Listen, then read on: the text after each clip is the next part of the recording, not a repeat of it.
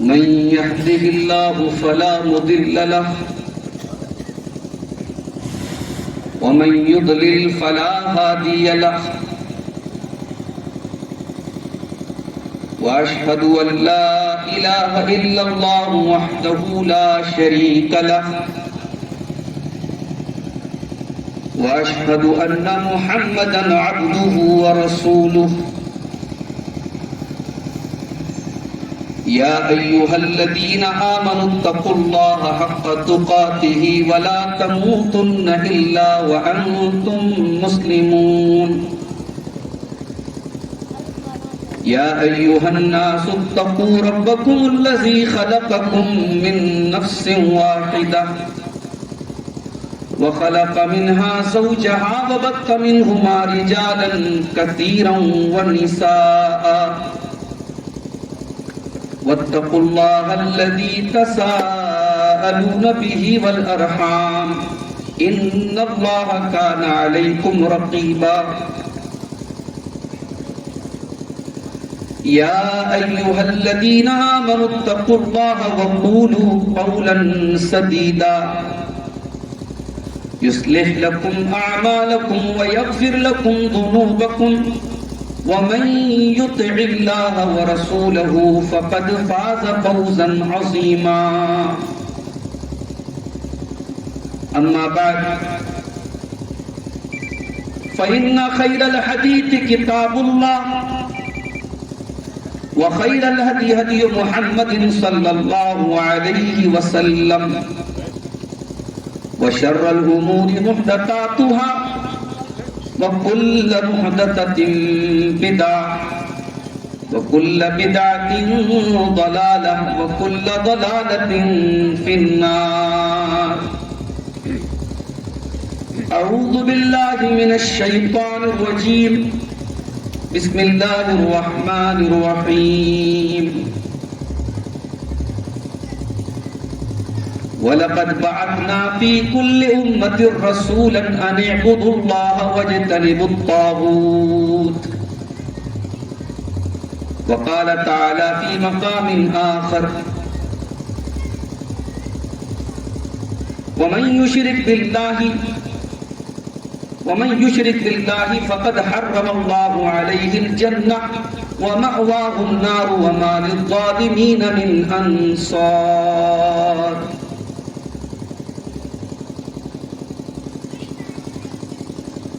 وہ نبیوں میں رحمت لقب پانے والا وہ نبیوں میں رحمت لقب پانے والا مراد غریبوں کی برلانے والا فقیروں کا ملجا یتیموں کا ماوا فقیروں کا ملجا یتیموں کا ماوا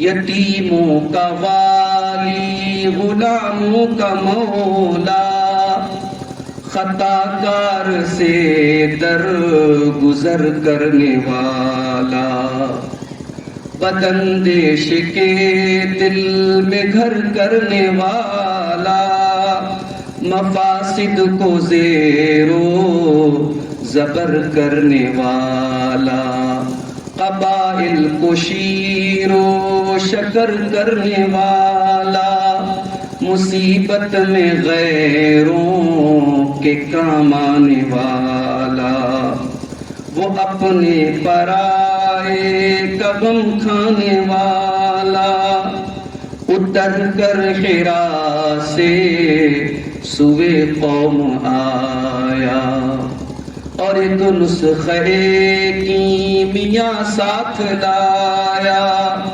مسے خام کو جس نے کندن بنایا खरा और खोटा अलग कर दिखाया। अरब जिस पे कर्नों से था जहल छाया, पलट दी बस एक आन में उसकी काया। रहा डर न बेड़े को मौजे बला का, इधर से उधर फिर गया रुख हवा का। वो नबियों में रहमत लक़ब पाने वाला, मुरादें गरीबों की बरलाने वाला। सदर मोहतरम, उलमाए किराम, मोहतरम बुजुर्गों, नौजवान साथियों, माँ और बहनों, प्यारे बच्चों,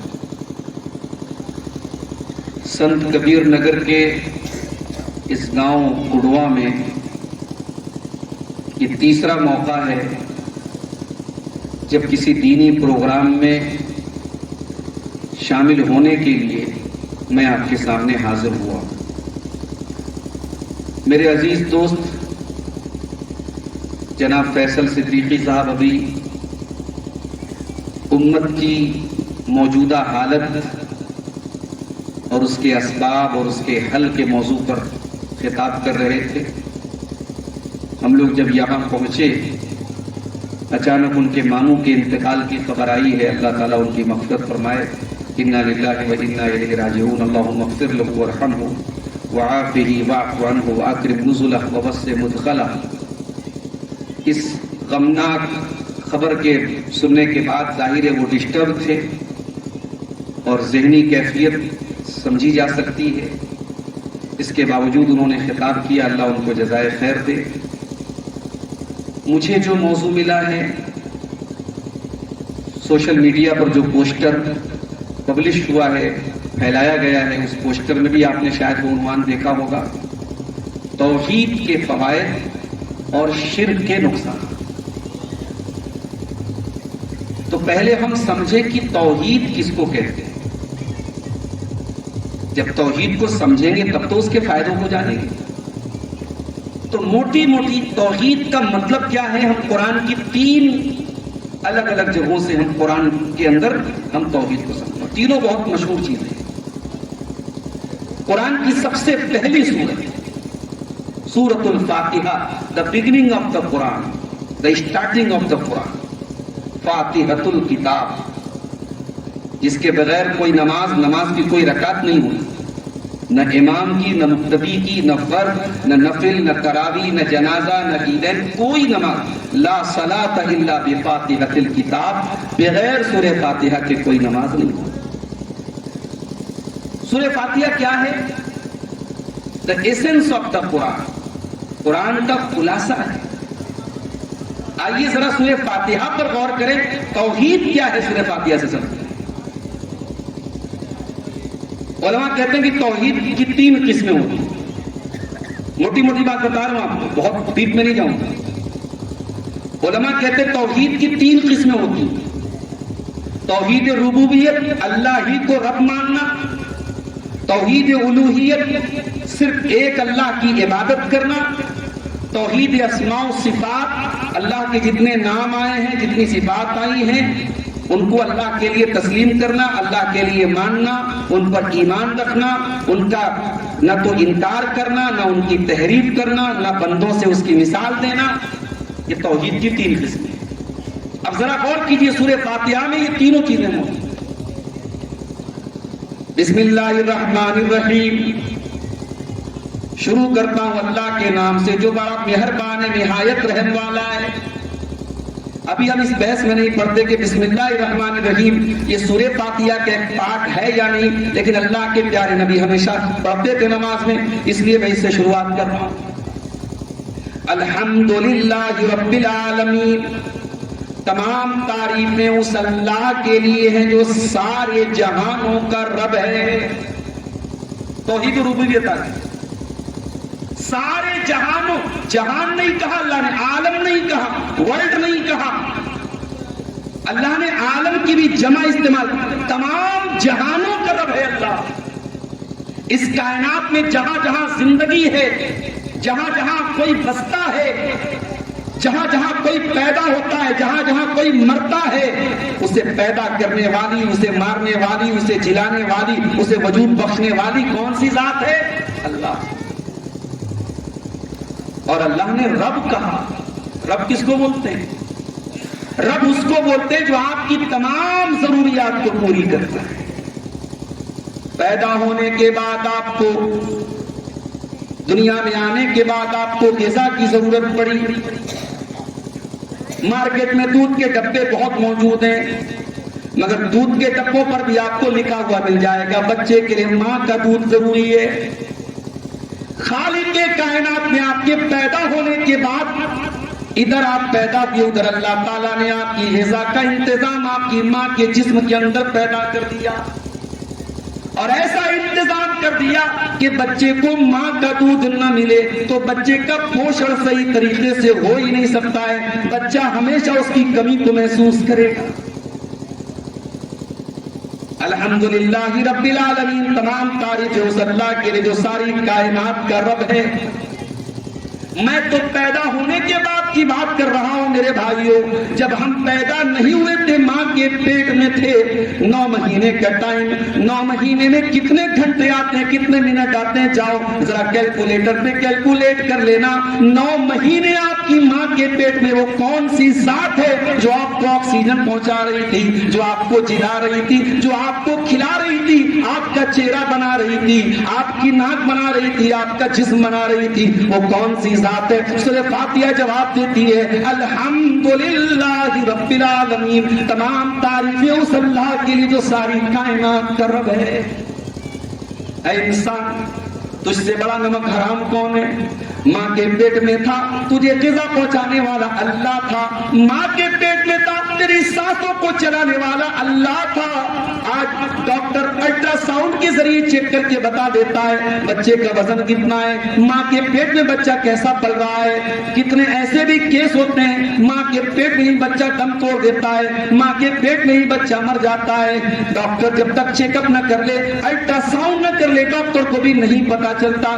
میرے بھائیوں، وہ کون سی ذات ہے جو ماں کے پیٹ میں بھی ہم پر نظر رکھے ہوئے ہمارے دل کی دھڑکنوں کو چلا رہی ہے؟ اے انسان، تو کتنا بڑا نمک حرام ہے، تجھے تیری ماں کے پیٹ میں جلانے والا، تجھے تیری ماں کے پیٹ میں وجود بخشنے والا تو تیرا رب ہے، اور تو پیدا ہونے کے بعد علی کو مشکل کشا کہتا ہے، حضرت شیخ عبد القادر جیلانی کو تو غوث اعظم کہتا ہے، تو خواجہ معین الدین کو غریب نواز کہتا ہے، تجھ سے بڑا نمک حرام کون ہوگا؟ تجھ سے بڑا نمک حرام۔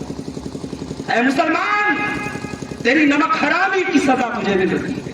یہ جوتے جو پڑ رہے ہیں، یہ تھپڑ جو لگ رہے ہیں، یہ ذلت جو تیرے اوپر مسلط ہے، یہ تیری نمک حرامی کی سزا ہے۔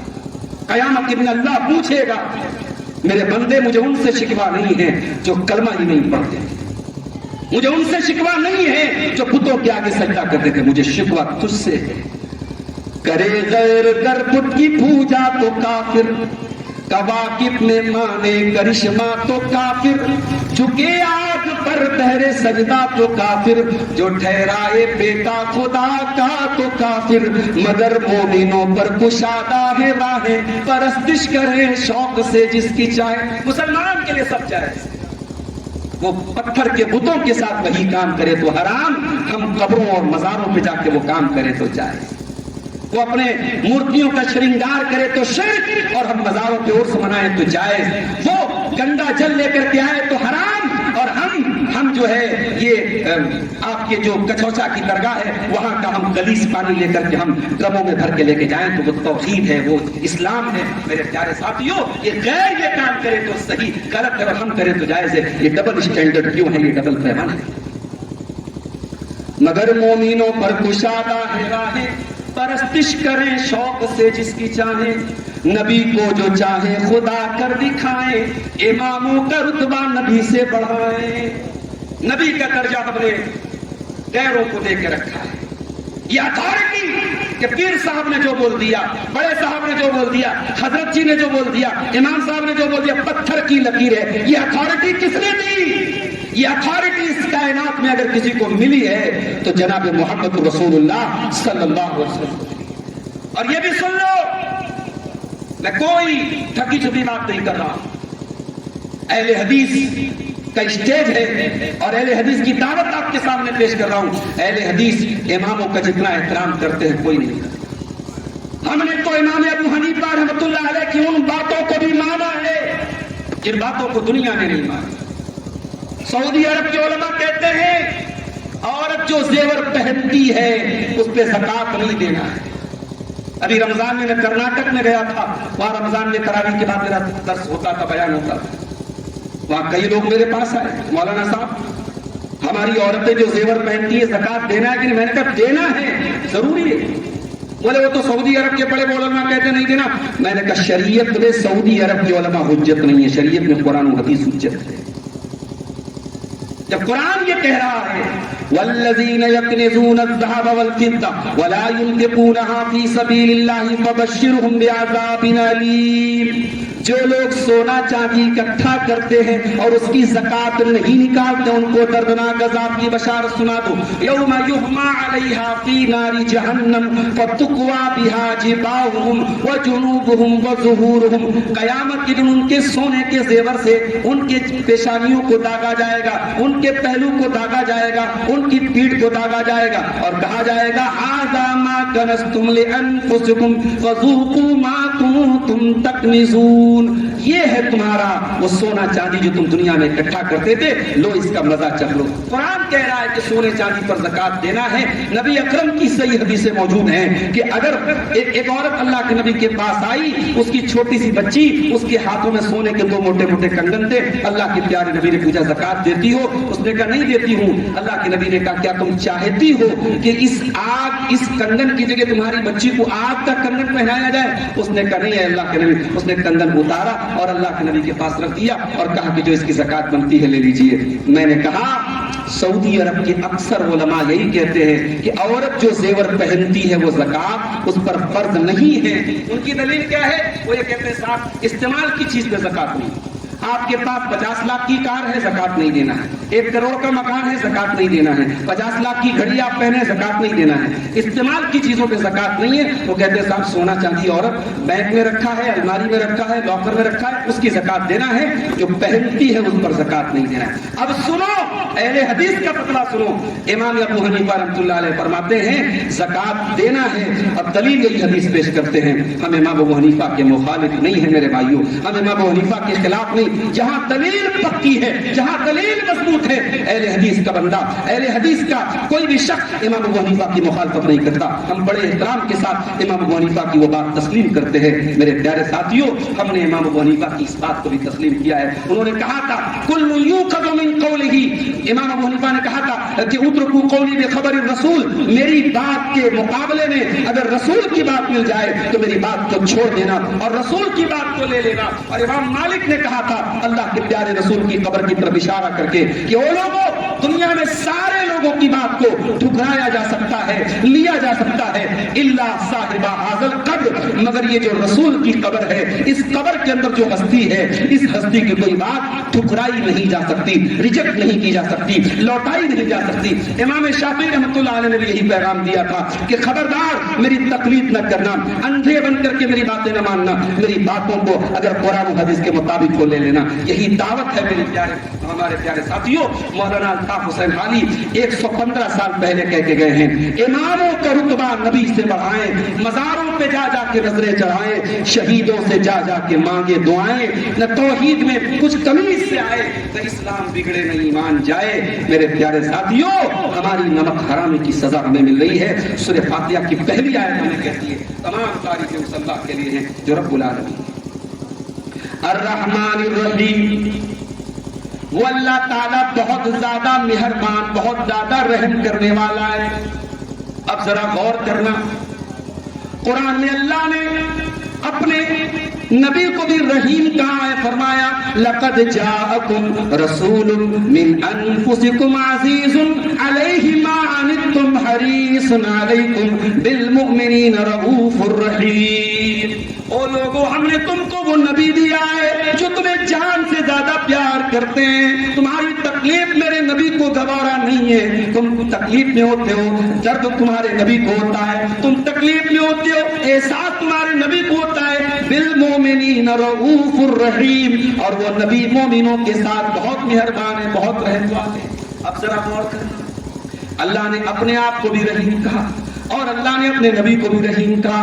کیا جیسے اللہ رحیم ہے کیا ویسے نبی رحیم ہو سکتے ہیں؟ نہیں نہیں، نبی کے رحیم ہونے کا مطلب الگ ہے اور اللہ کے رحیم ہونے کا مطلب الگ ہے۔ یہی تو عقیدے توحید و اسماء و صفات ہے میرے پیارے ساتھیوں، یہی تو ہم کہتے ہیں۔ اللہ کہتا ہے الرحمن علی العرش استوى، رحمان اپنے عرش کے اوپر جلوہ گر ہے، رحمان اپنے عرش کے اوپر مستوی ہے، رحمان اپنے عرش کے اوپر ہے۔ اب عرش کے اوپر کیسے ہے؟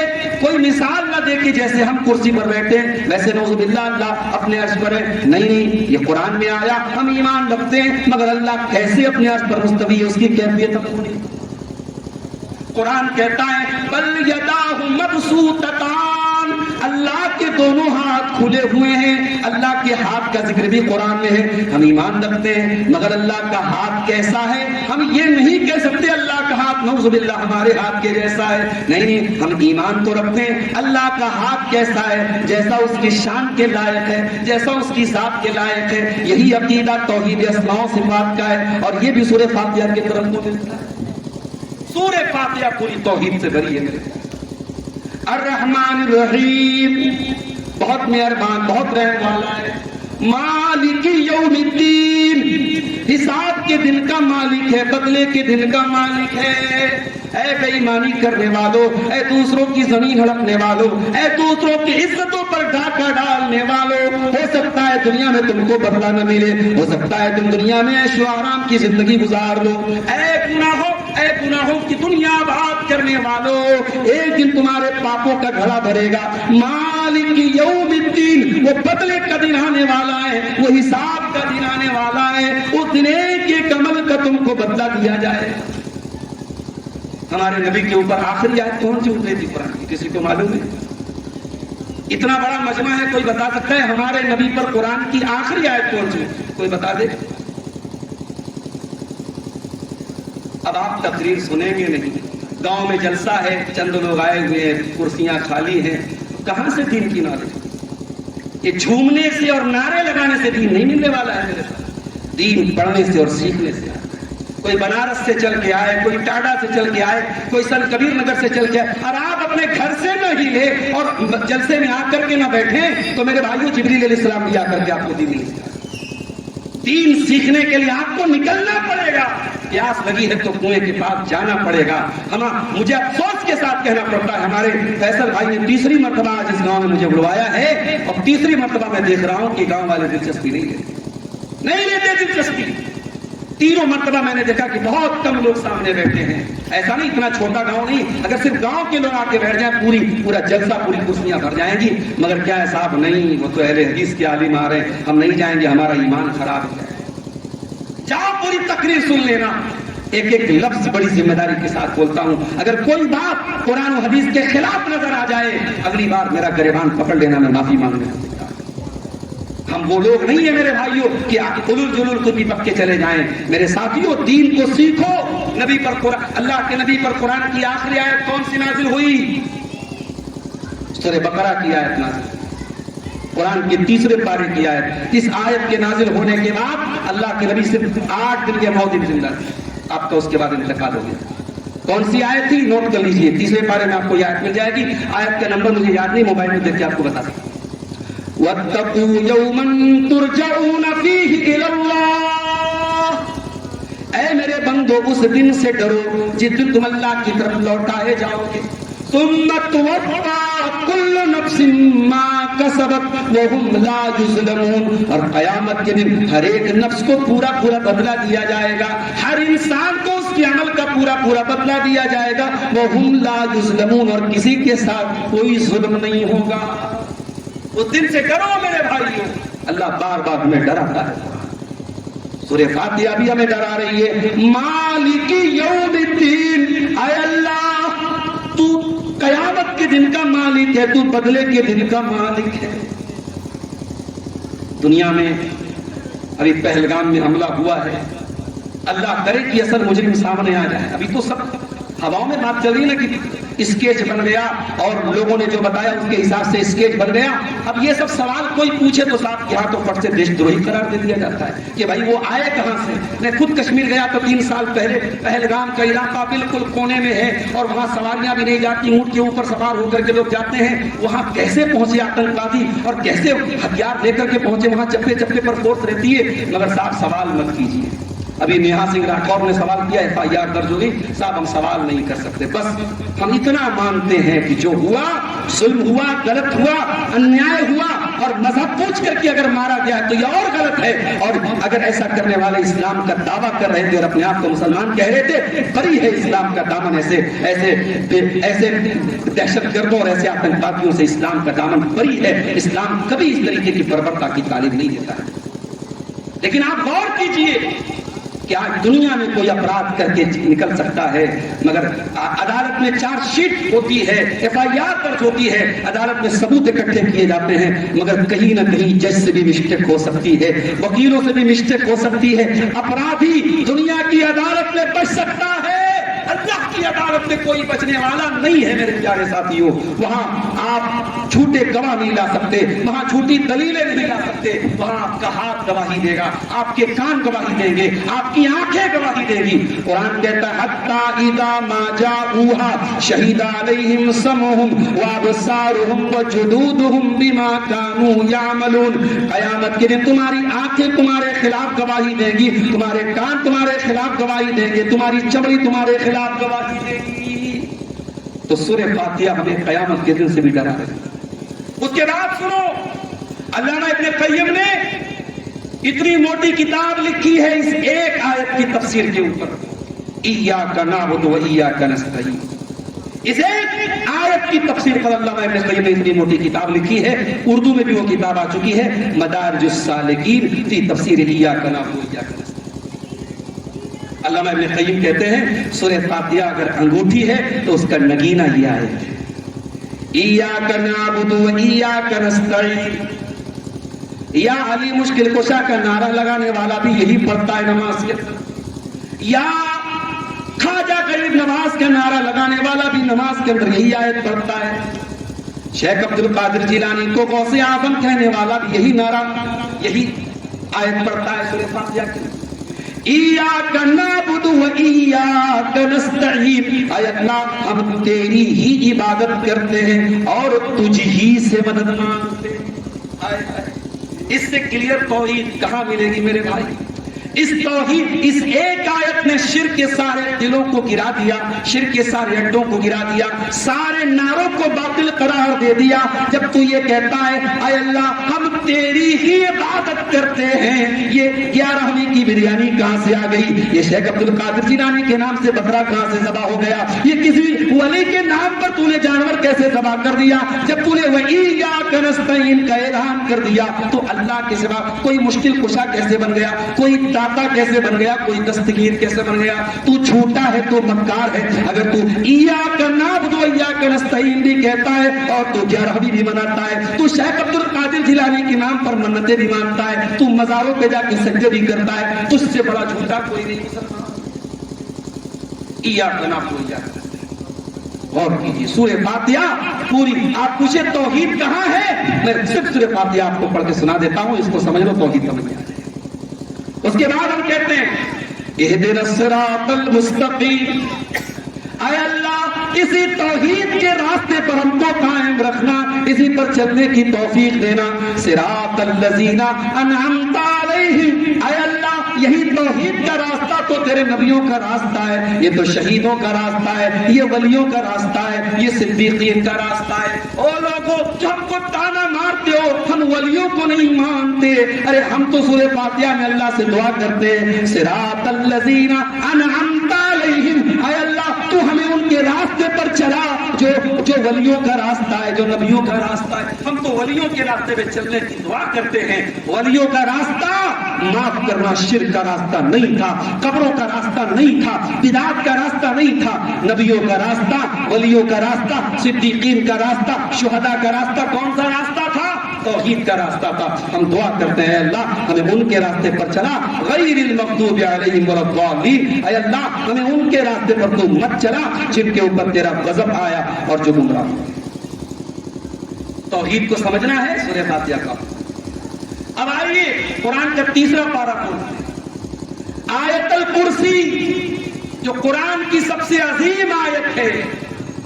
حضرت ابی بن کعب سے اللہ کے نبی نے پوچھا کہ اے ابی بن کعب قرآن کی سب سے عظیم آیت کون سی ہے؟ انہوں نے کہا آیت الکرسی ہے. اللہ کے نبی نے ان کے سینے پر شاباشی دیتے ہوئے کہا کہ اے ابو المنذر رحم تجھے مبارک ہو, واقعی میں قرآن کی سب سے عظیم آیت آیت الکرسی ہے. اچھا آپ لوگوں میں سے کتنے لوگوں کو آیت الکرسی یاد ہے؟ ذرا ہاتھ اٹھاؤ, بغیر شرمائے بغیر ہچکچاہٹ کے ہاتھ اٹھاؤ. جن کو آیت الکرسی یاد ہے وہ ہاتھ اٹھائیں. دیکھو ہمارے نوجوان نہیں ہاتھ اٹھا رہے, اللہ معاف. آیت الکرسی یاد نہیں. آیت الکرسی وہ آیت ہے. ہم لوگ وہ کراتے ہیں نا, بیمہ کراتے ہیں. آج کل بیمہ لوگ کرواتے, لائف انشورنس ہم لوگ کرواتے ہیں. مطلب یہ مت سمجھے مولانا صاحب کرواتے ہیں, میں عوام کی بات کروں کہ لوگ بیمہ کرواتے ہیں. کیوں کرواتے ہیں؟ صاحب پروٹیکشن کے لیے. لڑکا ہے لڑکی ہے, کچھ ہو جائے تو ہمارے بچوں کو بڑا اماؤنٹ مل جائے, لوگ بیمہ کرواتے ہیں. آپ اگر چاہتے ہیں کہ اللہ تعالیٰ آپ کا انشورنس کر دے تو رات میں آیت الکرسی پڑھ کے سویا کرو. رات بھر اللہ تعالیٰ کی طرف سے ایک حفاظت کرنے والا حفاظت کرتا رہے گا. اگر آپ آیت الکرسی پڑھ کے سو گے, کوئی شیطان آپ کے قریب نہیں آئے گا آپ اگر آیت الکرسی پڑھ کے سو گے. مگر ہمیں تو شارٹ کٹ چاہیے. ہمیں شیطان بھگانا ہے. مولوی صاحب تعویذ دے دیجیے, مولوی صاحب کچھ لکھ کے دے دیجیے, گھر میں لٹکا دیں. اور مولوی بھی بڑے ہوشیار ہیں, تعویذ بانٹنے والے مولوی. یہ لے جا, اس کو گھول کے پی جا, اس کو گلے میں لٹکا لے, یہ جا کے اپنی زمین پہ گاڑ دے, اپنے گھر میں گاڑ دے. یہ نسخے بتائے جا رہے ہیں. میرے پیارے ساتھیوں, یہ شارٹ کٹ تجھے کس نے بتایا؟ آپ نے نبی سے پوچھ, تیرے نبی نے تجھ کو شیطان پر بھگانے کا طریقہ بتایا. آیت الکرسی پڑھ کے سو جا, کوئی شیطان تیرے پر. اتنی پاورفل ہے یہ آیت. آؤ ذرا اس آیت پر غور کرتے ہیں. اللہ لا الہ الا ہو, اللہ وہ ہے جس کے سوا کوئی عبادت کے لائق نہیں ہے. الحی, وہ زندہ ہے. اچھا زندہ تو ہم بھی, زندہ ہم بھی ہے, زندہ اللہ بھی ہے. مگر ہماری زندگی اور اللہ کی زندگی میں بہت فرق ہے. اللہ ہمیشہ سے ہے اور ہمیشہ رہے گا. اور ہم اس لیے زندہ ہیں کہ اللہ نے زندگی دی ہے. ہماری زندگی اللہ کی دی ہوئی ہے. اللہ کی زندگی ذاتی زندگی ہے, اللہ کی زندگی کسی کی دی ہوئی نہیں ہے. ہماری زندگی تو خطرے پہ چل رہی ہے. ہم لوگ کار میں سفر کرتے ہیں, کب کون سا ایکسیڈنٹ ہو جائے نہیں معلوم. ٹرین میں جا رہے کب کون سے حادثہ ہو جائے, پلین میں جا رہے کب کیا ہو جائے نہیں معلوم. ابھی ہمارے ایک دوست آئے ہیں وہاں مسڑا سے, امبیڈکر نگر سے, ٹاڈا سے. ان کے یہاں ایک ایکسیڈنٹ ہو گیا رمضان میں. ڈرائیور نے گاڑی کی بریک دبانے کے بجائے ایکسیلیٹر دبا دیا, گاڑی ان کے بچے کے پیر پہ چڑھ گئی تو بچے کا ایکسیڈنٹ ہو گیا. کب کون سا ایکسیڈنٹ ہو جائے ہم نہیں جانتے. ہماری تو زندگی خطرے میں چلتی ہے, ہمیں تو معلوم بھی نہیں کہ ہم کب مر جائیں گے. اللہ کی زندگی ایسی نہیں ہے میرے پہ. الحی, اللہ زندہ ہے. القیوم, اور اللہ قیوم ہے. ساری کائنات اسی کے دم سے قائم ہے. جس دن اس کا حکم ہوگا, اسرافیل علیہ السلام سور پھونکیں گے, زمین فنا ہو جائے گی, آسمان فنا ہو جائیں گے, ساری کائنات فنا ہو جائے گی. الحی القیوم, زندہ ہے, ساری کائنات کو قائم رکھنے والا ہے. لا تأخذہ سنۃ ولا نوم, اس کو کبھی اونگ نہیں آتی, اس کو کبھی نیند نہیں آتی. تبلیغی نصاب میں فضائل اعمال میں یہ واقعہ لکھا ہوا ہے. امام ابو حنیفہ رحمۃ اللہ علیہ 40 سال تک عشاء کے وضو سے فجر کی نماز پڑھتے رہے. سننے والا سن رہا ہے, بیان کرنے والا بیان کر رہا ہے, کوئی پلٹ کر کے پوچھنے والا نہیں. امام ابو حنیفہ رحمۃ اللہ علیہ بھی تو انسان تھے. 40 سال تک کیا وہ کبھی رات میں سوئے نہیں؟ 40 سال تک کیا کبھی ان کو پیشاب و پاخانہ کی عادت نہیں پیدا ہوئی؟ میرے پیارے ساتھیوں, بزرگوں کا مقام بڑھانے کے چکر میں ہم کبھی کبھی اتنی گڑبڑ کر دیتے کہ مقام کو گرا ڈالتے ہیں. یہ مقام صرف اللہ کا ہے. لا تأخذہ سنۃ ولا نوم, اس کو کبھی اونگ نہیں آتی, اس کو کبھی نیند نہیں آتی, وہ کبھی تھکتا نہیں, اس کو کبھی آرام کی کوئی ضرورت نہیں ہے. کبھی کبھی میرے ساتھ ایسا ہوتا ہے، سدھارتھ نگر کے علاقے میں، سنت کبیر نگر کے علاقے میں، بستی کے علاقے میں رات میں پروگرام کیا، رات میں کار سے آیا، پروگرام کیا، 12 بجے رات میں چلا، صبح 6 بجے 7 بجے بنارس پہنچا، ڈائریکٹ مدرسے میں پہنچا، اب بچوں کو پڑھانا دیا، اب رات بھر کا آدمی جگا ہوا ہے، اپنی نیند کو کنٹرول کر کے کیسے کیسے دوپہر 1 بجے تک پڑھایا بچوں کو، اس کے بعد گھر آ کر کے بے حال ہو کر کے سونا پڑتا ہے۔ ہمیں نیند کی ضرورت ہے، 2-4 دن ہمیں نیند نہ ملے، ہم اپنا دماغ کا کنٹرول کھو دیں گے، اپنا ہوش و حواس کھو دیں گے۔ ہم انسان ہیں، ہم مجبور ہیں، ہم کمزور ہیں۔ اللہ کمزوری سے پاک ہے، اللہ عیب سے پاک ہے، اس کو اونگ نہیں آتی، اس کو نیند نہیں آتی۔ لا تأخذه سنة ولا نوم له ما في السماوات وما في الأرض۔ آسمانوں میں جو کچھ ہے اللہ کا ہے، زمین میں جو کچھ ہے اللہ کا ہے، سارا اختیار اللہ کا ہے۔ تم نے یہ مقام کسی اور کو دے دیا تو اللہ کی اس سے بڑھ کے توہین کیا ہو؟ اللہ کے پلے میں وحدت کے سوا کیا ہے؟ لینا ہے ہمیں جو کچھ لے لیں گے محمد سے، یہ اللہ کی توہین نہیں، یہ اللہ کی توہین نہیں ہے۔ یہاں تک کہا گیا کہ وہی جو مستوی عرش تھا خدا ہو کر اتر پڑا مدینے میں مصطفیٰ ہو کر، یہ اللہ کی توہین نہیں۔ حاجیوں کعبہ تو دیکھ آئے، آؤ کعبے کا کعبہ دیکھ لو، یہ اللہ کی توہین نہیں ہے میرے بھائیوں۔ کبھی نام کے نام پہ، کبھی بزرگوں کی منقبت کے نام پہ، کبھی ولیوں کے مقام کے نام پہ مسلمان کتنی بار اللہ کی توہین کرتا ہے۔ لہو ما فی السماوات و ما فی الارض، آسمانوں میں جو کچھ ہے اللہ کا ہے، زمین میں جو کچھ ہے اللہ کا ہے۔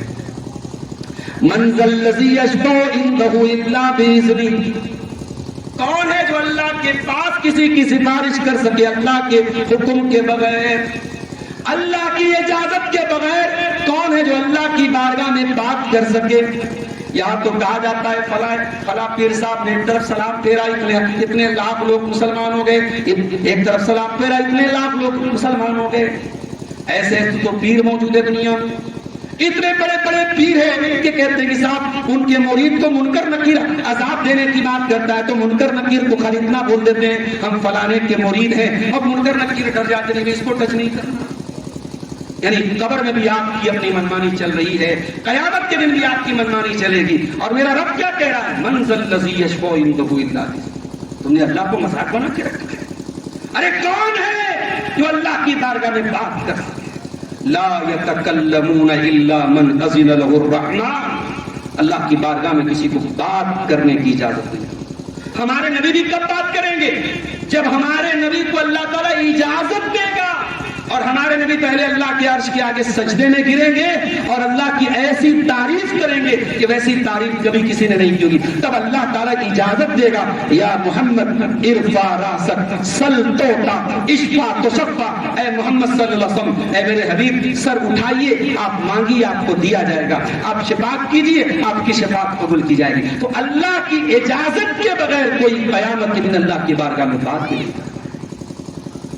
من ذا الذی یشفع عنده الا باذنہ یعلم ما بین ایدیہم وما خلفہم، اللہ اپنے بندوں کے آگے کی باتوں کو بھی جانتا ہے اور پیچھے کی باتوں کو بھی جانتا ہے، وہ پاسٹ بھی جانتا ہے، وہ فیوچر بھی جانتا ہے، وہ بھوشیہ بھی جانتا ہے، وہ پیچھے کی باتوں کو بھی جانتا ہے۔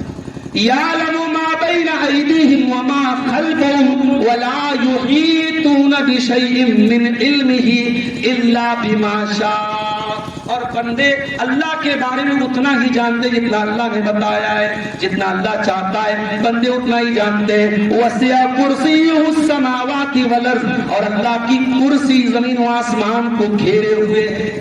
اللہ کی کرسی، اب کرسی کے اوپر کرسی سے بڑا عرش ہے، اب سوچو کرسی کا مقام یہ ہے کہ کرسی زمین و آسمان کو گھیرے ہوئے ہے، تو کرسی کتنی بڑی ہوگی، کرسی سے عرش کتنا بڑا ہوگا، ہم تصور نہیں کر سکتے، ہمارے تصور کے بھی باہر کی چیز ہے میرے پیارے ساتھیوں۔ وسع کرسیہ السماوات والارض، اس کی کرسی نے آسمان اور زمین کو گھیر کے رکھا ہے۔ ولا یؤودہ حفظہما، اور آسمان اور زمین کی حفاظت اللہ کو تھکاتی نہیں ہے، اللہ کو پریشان نہیں کرتی ہے۔ وہو العلی العظیم، اور اللہ بلند ہے اور عظمت والا ہے۔ یہ آیت الکرسی ہے۔ توحید کو سمجھنا تو آیت الکرسی کو ایک بار ضرور جا کے سمجھ لینا پڑے۔ سورہ فاتحہ ہو گئی، آیت الکرسی۔ اچھا آیت الکرسی کے بعد والی آیت ذرا اس کو بھی دیکھیے گا. وَمَن يَكْفُرْ بِالطَّاغُوتِ وَيُؤْمِن بِاللَّهِ فَقَدِ اسْتَمْسَكَ بِالْعُرْوَةِ الْوُثْقَىٰ. جو تاغوت کا انکار کرے اور اللہ کے اوپر ایمان لائے اسی نے مضبوط کڑے کو پکڑ لیا. پتہ یہ چلا کہ توحید کا مطلب صرف اللہ کی عبادت کرنا نہیں ہے. توحید کا مطلب یہ بھی ہے کہ غیر اللہ کا انکار کیا جائے.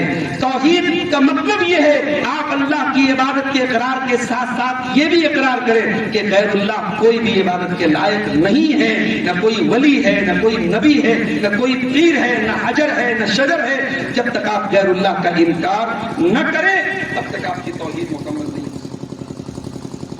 تو توحید کا مطلب کچھ تھوڑا بہت تو قرآن والوں سمجھ میں آیا ہوگا کہ نہیں آیا. سورہ فاتحہ کو سمجھ لیا آپ نے، آیت الکرسی. اب تیسری چیز وہ بھی بہت سمپل ہے اور ہمیں یاد بھی ہوگی. چلو یہ بھی پوچھ لیتا ہوں، کون سی سورت ہے جو قرآن کا 1/3 ہے؟ کوئی بتائے. 1/3 قرآن کے برابر کون سی؟ نوجوانوں بتاؤ بھائی. اب یہ پوچھ لیں کہ صاحب آئی پی ایل میں ٹاپ پر کون سی ٹیم چلی، فوراً جواب مل جائے. بھائی آپ کا جس میں انٹرسٹ ہے وہ جواب آپ دے دیں گے. دین میں انٹرسٹ کہاں ہے میرا؟ دین میں کہاں انٹرسٹ ہے؟ قرآن کی کون سی سورت ہے جو 1/3 قرآن کے برابر ہے؟ سورۃ الاخلاص. قل هو اللہ احد، قل هو اللہ احد اللہ الصمد لم یلد ولم یولد ولم یکن له کفوا احد. اے نبی آپ کہہ دیجیے اللہ ایک ہے. اللہ الصمد، اللہ صمد ہے. صمد کا مطلب یہ ہے سب کو اس کی ضرورت پڑے، اس کو کسی کی ضرورت نہ پڑے. اللہ وہ ہے سب کو اس کی ضرورت پڑے گی. اللہ کسی کا محتاج نہیں، سب اس کے محتاج ہیں. یا ایھا الناس انتم الفقراء الی اللہ، اے لوگو تم سب کے سب اللہ کے فقیر ہو، اللہ کے محتاج ہو. واللہ هو الغنی الحمید، اللہ کی ذات اکیلی ہے جو بے نیاز ہے، جو قابل تعریف ہے. اے لوگو تم اللہ کے فقیر اور محتاج ہو. اللہ الصمد، اللہ بے نیاز. لم یلد، وہ کسی کا بیٹا، اس کا کوئی بیٹا نہیں. ولم یولد، وہ کسی کا بیٹا نہیں. ولم یکن له کفوا احد، اور کوئی اس کے اکول نہیں، کوئی اس کے برابر نہیں، کوئی اس کے سمکچھ نہیں، کوئی اس کے برابر نہیں. یہ سورہ اخلاص ہے، قرآن کی آخری پارے کی یہ سورت ہے. ہمیں یاد بھی ہوگی. یہ 3 چیزوں کو میرے بھائیوں اپنے ذہن میں رکھیے. توحید کا مطلب آپ کو سمجھ میں آیا. اب توحید کا فائدہ سمجھ لیجیے. توحید کا فائدہ جنت نہیں ملنے والی ہے توحید. من قال لا الہ الا اللہ دخل الجنہ. اللہ کے نبی نے فرمایا جو لا الہ الا اللہ پڑھے گا، کلمہ توحید پڑھے گا، جو توحید پر قائم رہے گا وہ جنت میں داخل ہوگا، وہی جنت میں جائے گا. اس کلمے کے بغیر آپ جنت میں نہیں جا سکتے. میرے بھائیوں، نبی کے دور میں کتنی جنگیں لڑی گئیں، کتنی جنگیں لڑی گئی. وہ کیوں لڑی گئی؟ اسی توحید کی بنیاد پر لڑی گئی. جو توحید کا ماننے والا تھا وہ نبی کے ساتھ تھا، جو توحید کا انکار کرنے والا تھا وہ سامنے والے تھے. اللہ نے جنت بنائی، جہنم بنائی. کیوں بنائی؟ اسی توحید کی بنیاد پر بنائی. جو توحید کا اقرار کرے گا وہ جنت میں جائے گا، جو توحید کا انکار کرے گا وہ جہنم میں جائے گا.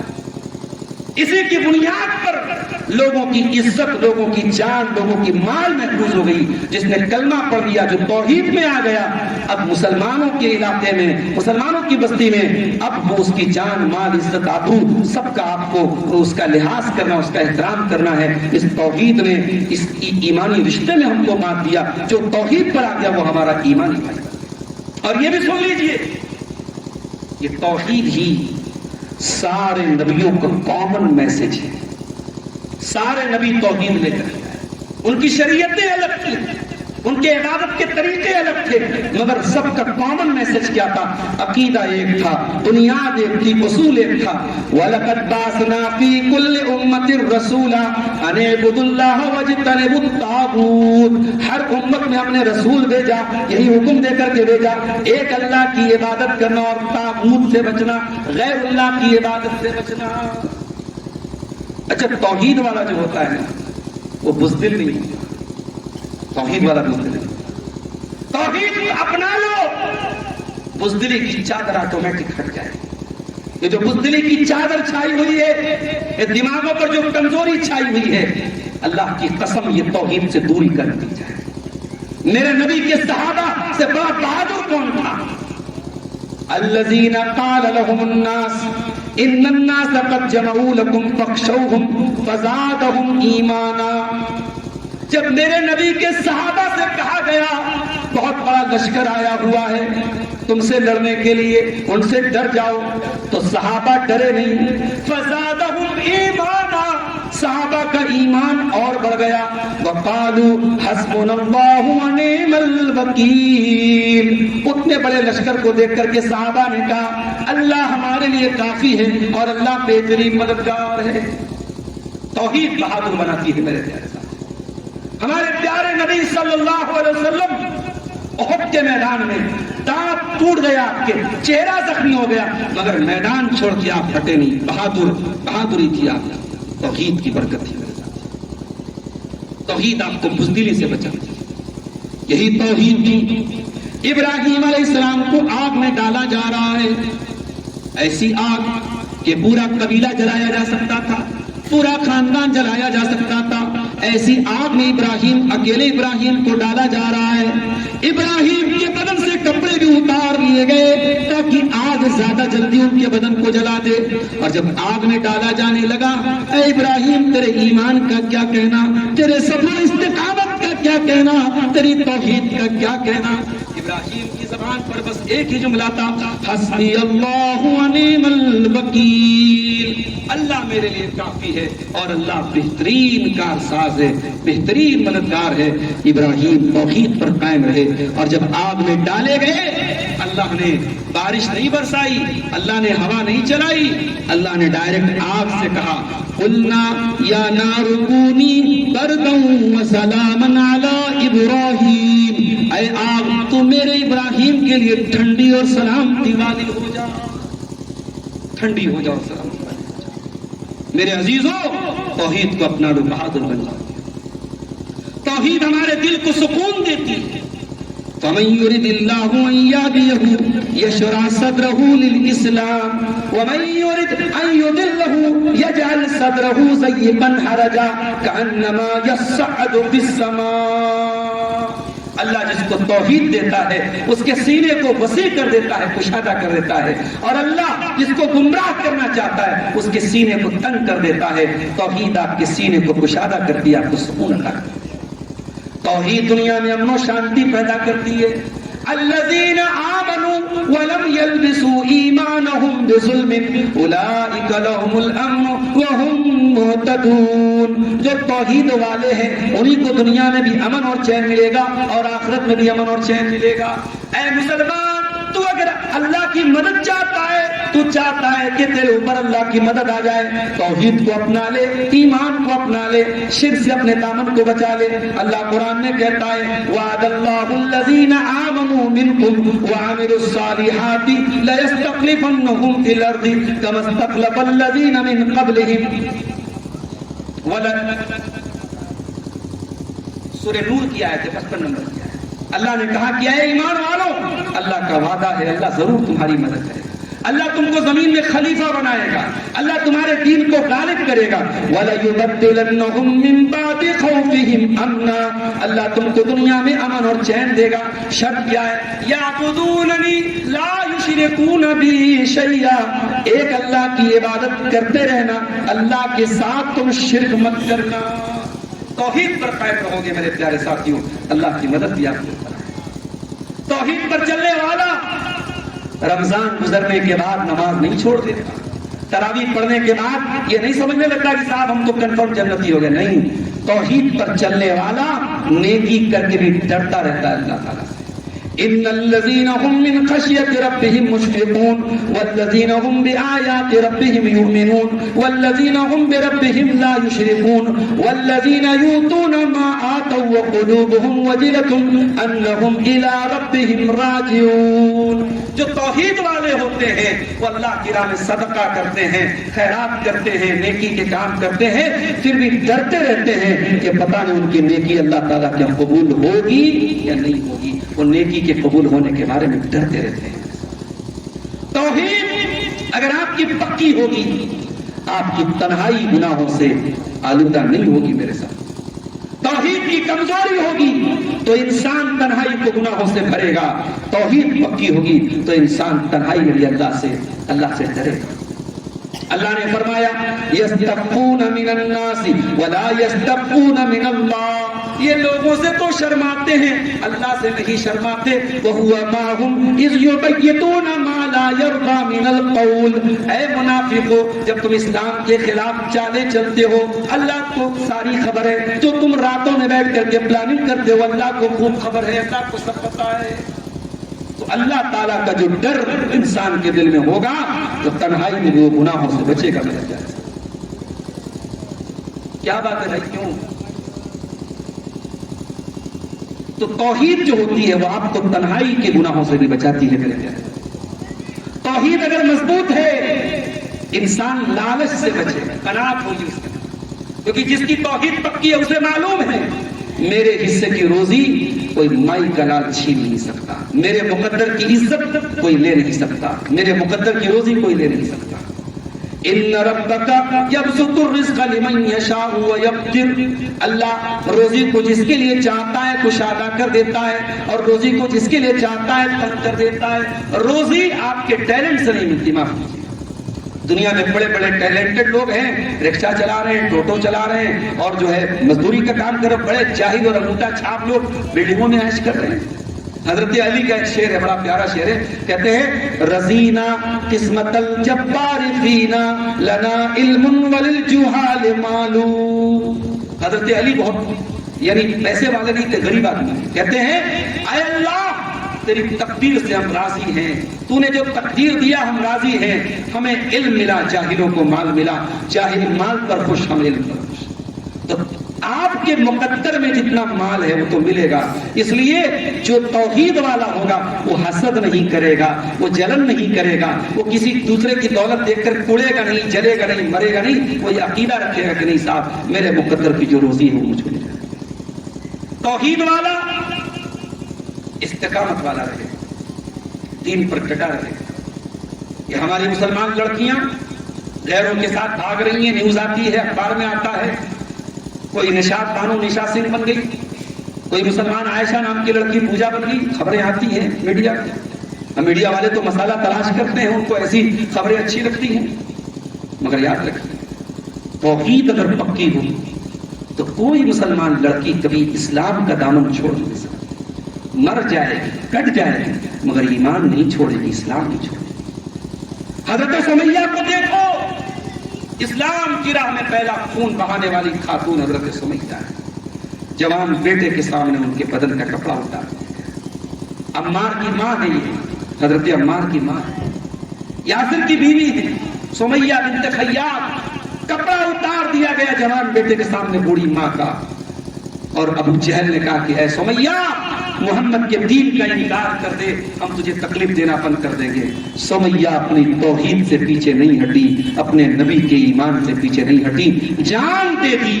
بڑی بے دردی سے ابو جہل نے شہید کر دیا, سمیہ نے جان دے دی, مگر توحید سے سمجھوتا نہیں کیا.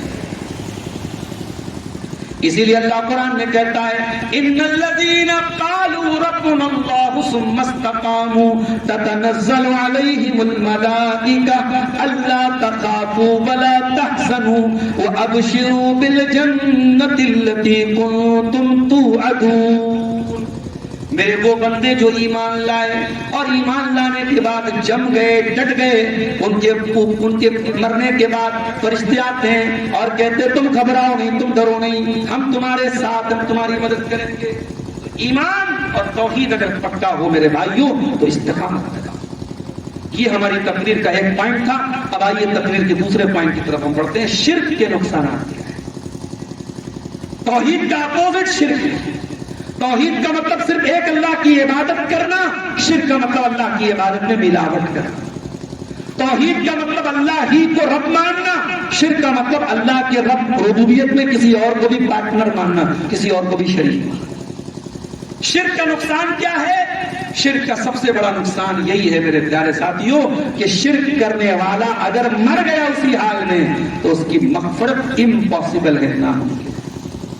मुशरिक की मग़फ़िरत अल्लाह के अंदर। अल्लाह ने यकीन के साथ, अल्लाह ताला कुरान में अगर कोई बात बोलते तो वो पत्थर की लकीर है। इन्नल्लाह ला यग़फ़िरु अन युशरक बिही व यग़फ़िरु मा दून ज़ालिका लिमन यशा। अल्लाह ताला मुशरिक की मग़फ़िरत नहीं करेगा। मुशरिक के लिए जन्नत हराम है। वमन युशरिक बिल्लाहि फक़द हर्रमल्लाहु अलैहिल जन्नह व मअवाहुन नार व मा लिज़्ज़ालिमीन मिन अंसार। जो शिर्क करेगा उसके ऊपर जन्नत हराम है, उसका ठिकाना जहन्नम और हमेशा वो जहन्नम में रहेगा। मुशरिक, उसकी कोई नेकी अल्लाह के कबूल नहीं। हल अताका हदीसुल गाशिया वजूहुन यौमइज़िन खाशिया आमिलतुन नासिबा। क़यामत के दिन कुछ लोग आएंगे, बहुत अमल करके आएंगे, बहुत नमाज पढ़ के आएंगे, बहुत नेकी करके आएंगे, नेकी करके थक गए होंगे। तस्ला नारन हामिया, मगर वो जहन्नम की आग में जाएंगे। क्यों? उनके पास तौहीद नहीं होगी, वो शिर्क के गुनाहों में गदगद होंगे। और कान खोल करके सुन लो, मुशरिक के लिए इससे बढ़ के तकलीफ की बात क्या हो? जो शिर्क की हालत में मर गया उसकी मग़फ़िरत भी नहीं होगी और हम उसके लिए मग़फ़िरत की दुआ भी नहीं कर सकते। दुआ नहीं कर सकते। इब्राहीम अलैहिस्सलाम अल्लाह के खलील हैं, अल्लाह के नबी हैं, अल्लाह के रसूल हैं। उनका बाप मुशरिक था। बाप के लिए उन्होंने वादा किया था कि ऐ अब्बा जान, मैं अल्लाह ताला से लिए आपकी मग़फ़िरत की दुआ करूंगा। मगर जब अल्लाह ताला ने मना कर दिया तो कुरान कहता है वमा कान इस्तिग़फ़ारु इब्राहीम लिअबीहि इल्ला अन मौइदतिन वअदहा इय्या। ऐ मेरे बंदो, इब्राहिम ने अपने बाप के लिए जो मग़फ़िरत की दुआ की थी, उन्होंने बस एक वादा अपने बाप से किया था, उस वादे को निभा रहे थे।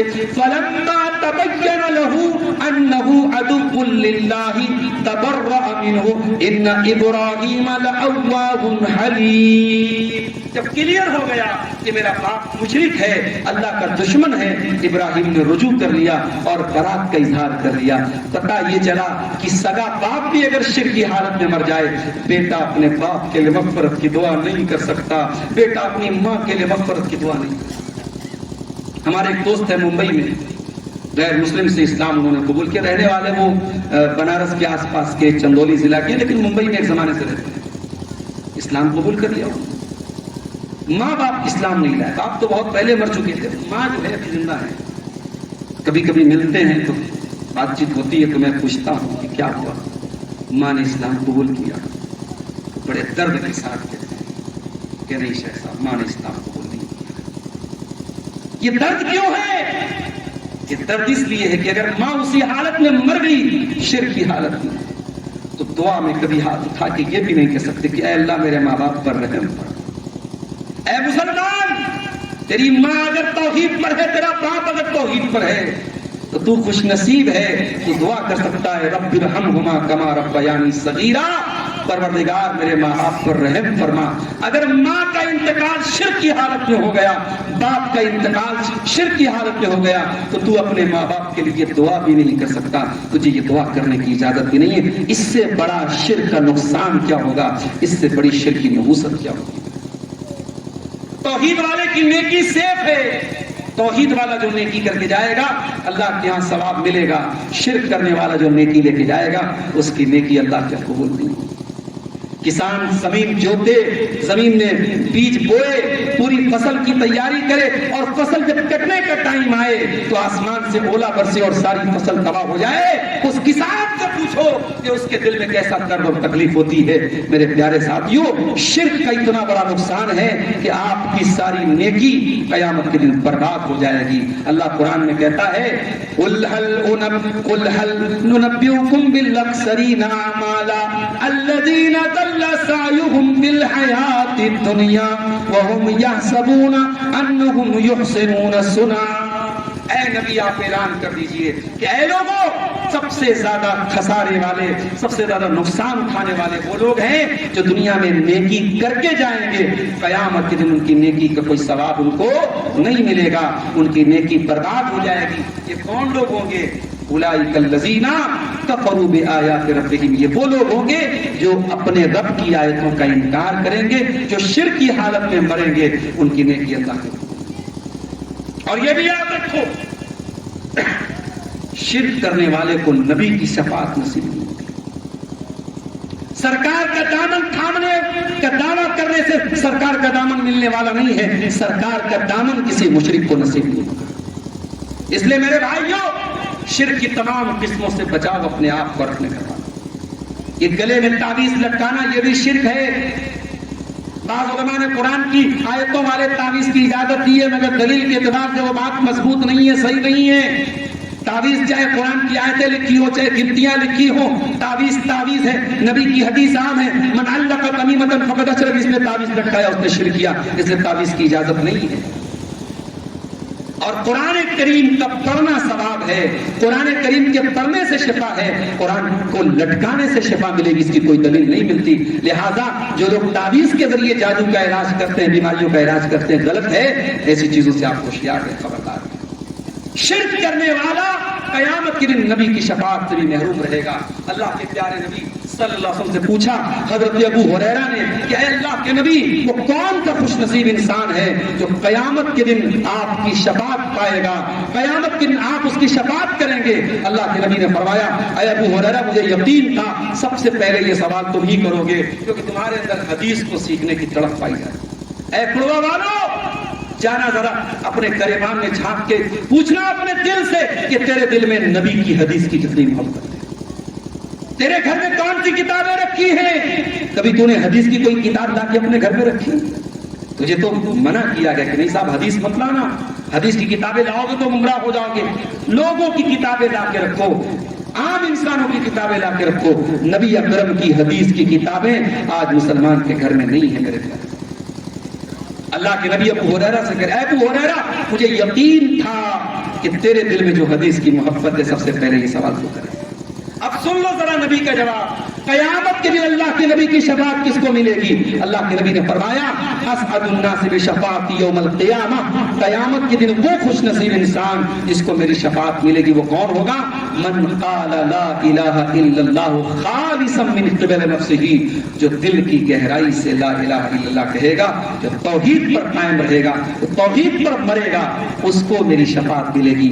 ہر ایرے غیر نتھو خیرے کو نبی کی شفاعت نہیں ملے گی۔ کوئی قبروں پہ جا کے سجدہ کرے، جو گلے میں جا کے تعویذ پہنے، کوئی غیر اللہ کے نام پہ بکرے ذبح کرے، جو مزاروں پہ جا کے سجدے کرے اور اس کے بعد علی کو مشکل کشا کہے، خواجہ معین الدین چشتی اجمیری کو غریب نواز کہے، اور شیخ عبد القادر جیلانی کو دستگیر کہے، اور اس کے بعد وہ یہ دعویٰ کرے کہ سرکار کا دامن ہم تھام لیں گے۔ نہیں میرے بھائی، سرکار کا دامن کسی بدعتی کو ملنے والا نہیں ہے، سرکار کا دامن کسی شرک کرنے والا کو ملنے والا ہے۔ اور شرک کا ایک اور نقصان بیان کر کے بات ختم کرتا ہوں۔ یہ شرک جو ہوتا ہے نا، یہ انسان کو بزدل بنا دیتا ہے۔ جب انسان اللہ پر بھروسہ رکھتا ہے، توحید والا ہوتا ہے، تو نہتہ ہو کر کے وہ مضبوط ہوتا ہے۔ اور اگر شرک کرنے والا ہے، ایمان میں کمزوری ہے، تو طاقت کے باوجود وہ کمزور پڑ جاتا ہے۔ حضرت داؤد علیہ السلام کا واقعہ اور جالوت اور طالوت کا واقعہ قرآن کے دوسرے پارے کے لاسٹ میں جا کے ذرا پڑھ لینا۔ جب حضرت داؤد علیہ السلام جا رہے تھے حضرت طالوت کے لشکر میں، راستے میں ایک ندی آئی اور حضرت طالوت نے اپنی سپاہیوں سے کہا کہ خبردار اس ندی کا پانی کوئی مت پینا، بہت تیز اگر پیاس لگی ہے تو کوئی ایک چلو پانی پی سکتا ہے، باقی کسی کو پانی پینے کی اجازت نہیں۔ لیکن ان میں سے اکثر فوجیوں نے پانی پی لیا، جن کا عقیدہ کمزور تھا، جن کا ایمان کمزور تھا، سب نے پانی پی لیا۔ اب بچے تھوڑے سے لوگ، علماء نے لکھا ہے کہ یہاں بھی 313 ہی بچے بدر کی طرح۔ 313 کا لشکر آگے بڑھا، آگے ایک بہت طاقتور فوج تھی اور فوج کا کمانڈر جالوت تھا۔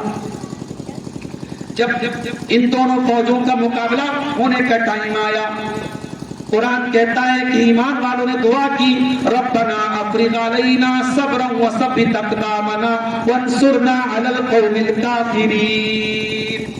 تھوڑی سی تعداد میں تھے ایمان والے، توحید والے، دعا کی اے اللہ بہت بڑا لشکر ہمارے سامنے ہے.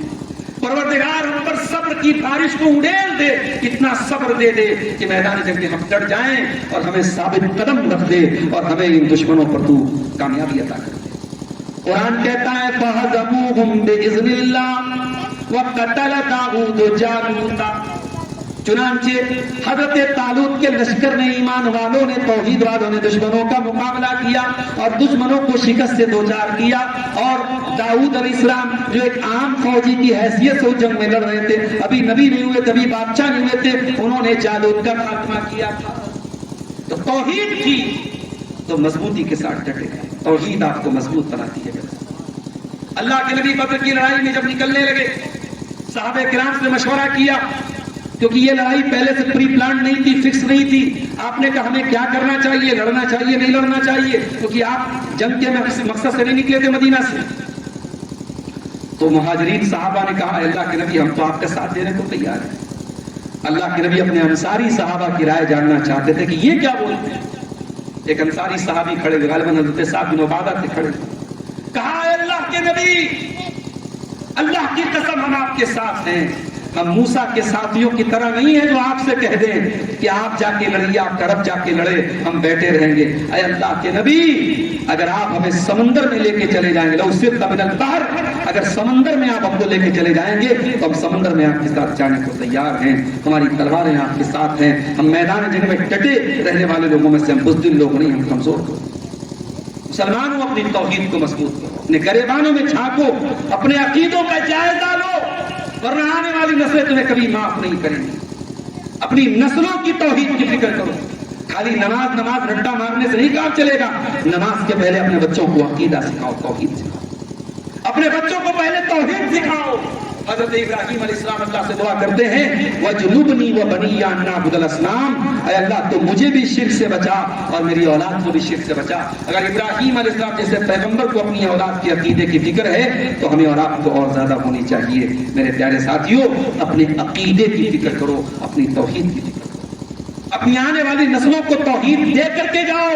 اپنی بچیوں کو اتنا مضبوط بنا دو کہ کوئی لو ٹریپ, کوئی پیار کا جال اپنی بیٹی کے ایمان کو نہ ڈگمگا سکے. اپنے نوجوانوں کو اتنا مضبوط ایمان والا بنا دو کہ کالج کے کیمپس میں چلے جائیں, یونیورسٹی کے کیمپس میں چلے جائیں, ہوائی جہاز اڑانے لگے, پائلٹ بن جائیں, دنیا کے کسی کونے میں چلے جائیں, توحید پر قائم رہیں, ایمان پر قائم رہیں. تعلیم کے نام پہ, ترقی کے نام پہ آپ کی آنے والی نسلیں اگر توحید سے دور ہوئی, اللہ ہمیں اور آپ کو کبھی معاف نہیں کرے گا.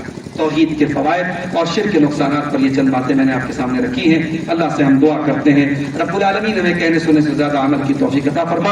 اے اللہ ہمیں توحید پر مرتے دم تک تو قائم فرما.